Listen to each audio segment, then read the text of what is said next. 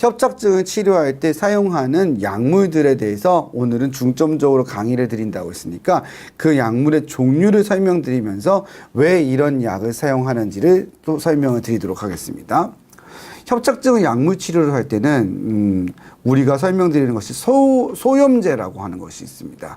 소염제라고 하는 건 염증을 줄여주는 약물이거든요. 그리고 두 번째로 사용할 수 있는 것은 바로 진통제입니다. 진통제는 이제 통증을 줄이고 통증을 잘 느끼지 못하게 하는 약물이겠죠. 세 번째는 근육 이완제라고 하는 걸 많이 사용하게 됩니다.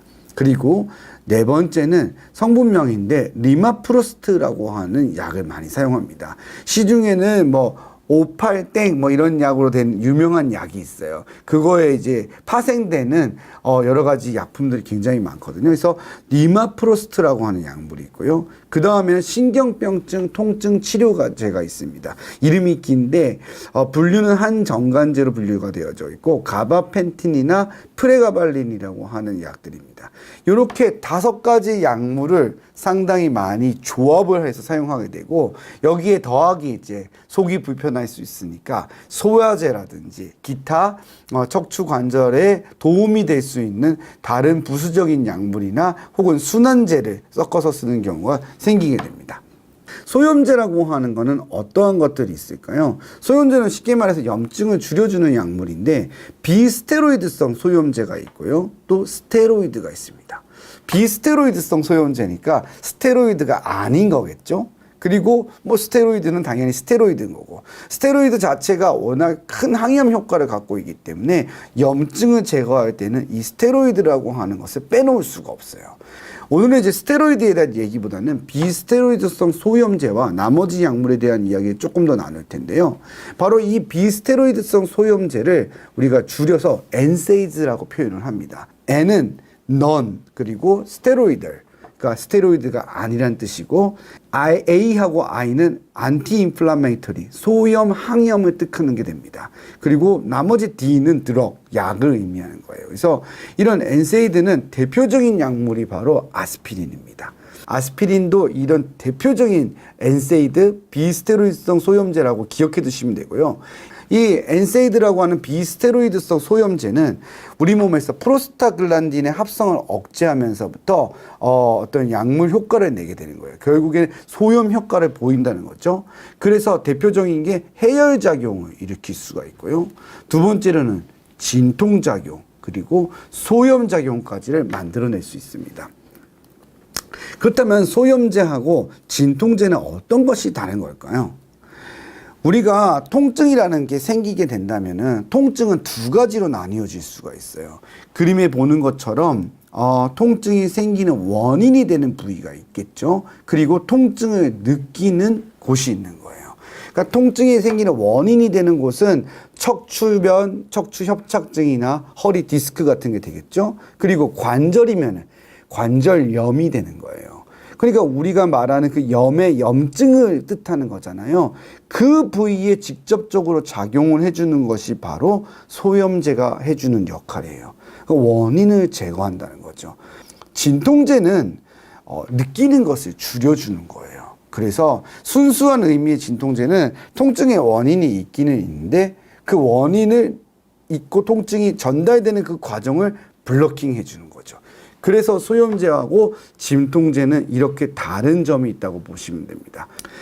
근데 이 NSAID는 부작용이 있습니다. 그래서 어떤 것이냐면 오래 먹으면 위장간에 부작용이 생겨요. 속이 쓰리고 위염이 생길 수 있습니다. 아주 장기간 복용하게 되면은 심지어 위에 구멍이 나거나 문제가 발생할 수도 있어요. 그리고 콩팥 기능을 떨어뜨리는 역할을 많이 합니다. 대부분 콩팥으로 배설하게 되는데 이 콩팥에 부담을 많이 주게 돼서 신독성을 갖고 또 심혈관계 부작용도 있을 수 있습니다. 그래서 NSAID 간에 이 비스테로이드성 소염제 간의 병용은 추천되지가 않아요. 상승 효과는 떨어지고 오히려 부작용만 올라가기 때문에 병용은 추천되지 않는다. 하지만 타이레놀과의 병용은 일반적으로 추천되는 편입니다. 여러 가지 약물을 병용해서 섞어서 쓰거나 혹은 그 약물의 용량을 올린다고 더더욱 강한 소염 효과를 보이지는 않을 수 있다는 것을 여러분들도 기억해 두시면 좋을 것 같습니다. 그리고 소염제는 개인 차이가 좀 있습니다. 이런 게 또 이 비스테로이드성 소염제의 특징입니다. 그래서 의사들도 선호하는 계열의 약품이 정해져 있어요. 약물도 참 깊이 들어가 보면 재밌는 것들이 많습니다. 이렇게 용량과 즐겨 사용하는 방법과 그리고 독성에 대해서 표를 정리해서 설명을 드리고 있어요. 다음은 진통제입니다. 앞에 이제 소염제를 이야기했고요. 소염제랑 소염 진통제는 같은 의미라고 그랬죠. 진통제는 바로 통증을 느끼지 못하게 하고 통증을 줄여주는 역할을 합니다. 그 중에서도 가장 유명한 게 아세트아미노펜, 바로 타이레놀인데요. 해열 진통작용이 있고 굉장히 널리 쓰이는 약물 중 하나입니다. 그냥 우리가 일반 의약품보다 언제든지 사서 먹을 수가 있고 소염작용은 없습니다. 하지만 비스테로이드성 소염제하고 병용 투여를 하는 데에서 유리한 효과가 있어요. 그 다음은 이제 트라마돌이라고 해서 우리가 근골격계와 신경병증에서 많이 쓰는 계열의 진통제가 있습니다. 이 트라마돌이라고 하는 진통제는 조금 속이 울렁거리고 어지럽고 조금 메스꺼울 수가 있어요. 주사제로도 많이 사용하는데 예전에는 이제 마약류로 사실 분류가 된 적도 있었는데 지금은 그냥 비마약성 진통제로 흔히 사용되고 있습니다. 자, 우리가 소염제하고 진통제의 이야기를 나누었고요. 다음은 세 번째 약물인 근이완제에 대해서 설명을 드리겠습니다. 근육이완제라고 하는 것은 우리가 진짜로 뭐 근육을 이완시키느냐, 그거는 사실 아니에요. 근이완제가 두 가지가 있거든요. 첫 번째는 우리가 마취를 사용할 때 사용하는 근이완제가 있어요. 그거는 진짜로 신경과 근육 사이에 관계를 차단시켜서 호흡도 없어지게 하고 골격근의 기능을 정지시키는 이완제입니다. 그걸 사용하게 되면 숨이 멎어요. 그래서 인공호흡을 해야 되는 거거든요. 우리가 소염제와 같이 처방하는 척추관절 질환에서의 근이완제는 연축 억제제입니다. 그러니까 중추신경계에 작용을 해서 진정을 시키고 그걸로 인해서 근이완 효과를 가지고 오는 거죠. 근데 이것도 비스테로이드성 소염제하고 같이 섞어서 사용했을 때 협착증이나 관절염에서 효과가 있는 걸로 알려졌어요. 그러니까 엔세이드만 비스테로이드성 소염제만 단독으로 쓴 환자들과 두 가지를 섞어서 사용했을 때 비교를 봤더니 이쪽이 유리한 거고 또 비스테로이드성 소염제 용량도 줄일 수 있다는 거죠. 그래서 근이완제도 사용을 하게 되는데 부작용이 좀 나른하고 졸릴 수가 있습니다. 다음은 이제 네 번째 약물인 바로 리마프로스트입니다. 리마프로스트가 협착증을 치료하는 데서는 가장 중심이 되는 약물이라고 보시면 돼요. 신경혈류를 증가시키는 역할을 하고 혈소판의 응집을 억제하는 작용을 합니다. 그래서 제가 협착증이 생길 때 원인이 뭐라고 그랬죠? 신경이 눌리게 돼서 혈류가 줄어들게 되면서 척추관 내 압력이 증가하고 이 염증 반응에서 일어난다 했잖아요. 그러니까 소염제는 이 염증을 줄여주는 역할을 하게 되는데 리마프로스트는 바로 이 혈류를 증가시켜주고 혈소판 응집을 줄여서 그 안에 있는 그런 신경혈관, 영양혈관들이 부풀어 오르고 부종이 생기는 걸 방지시켜주고 치료해주는 약물이라고 보시면 돼요. 소염제만 투여를 한 것보다는 리마프로스트를 같이 투여하는 게 훨씬 효과가 있고 단독으로 리마프로스트만 투여하더라도 분명히 효과가 있다는 것을 증명해낸 거죠. 특히 간헐적 파행이 있을 때 효과가 상당히 좋은 편입니다.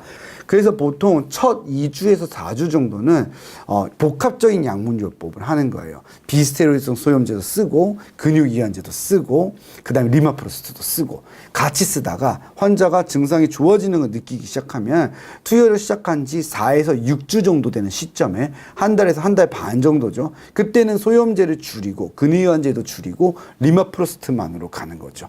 그렇게 해서 유지를 시켜주면은 3개월 정도쯤에서 리마프로스트도 끊어봤을 때 환자가 좋아지는 효과들이 상당히 있더다라고 해서 널리 사용하고 있는 약물이라고 보시면 되겠습니다.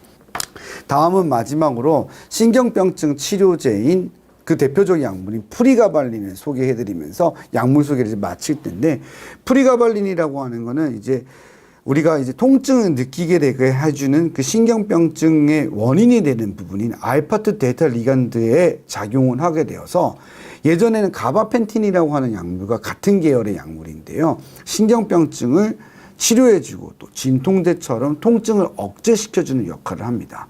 그래서 신경병증에 굉장히 많이 사용하게 돼서 대상포진 후나 혹은 척수 손상 후 환자한테서도 사용을 하게 되고요.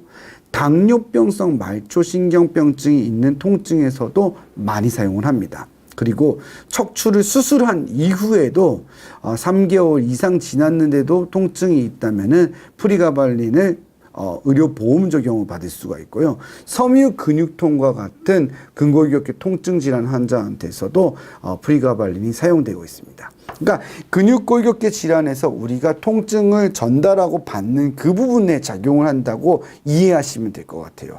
그래서 통증을 억제시켜주고 또 통증을 느끼는 것을 완화시켜주는, 어떻게 보면 진통과 치료 효과를 함께 갖고 있는 약물이어서 어떤 이제 선생님들은 진통제로 분류하시기도 하고 어떤 선생님들은 아니다, 프리가발린은 치료제에 속할 수 있는 거라고 표현을 하시기도 합니다.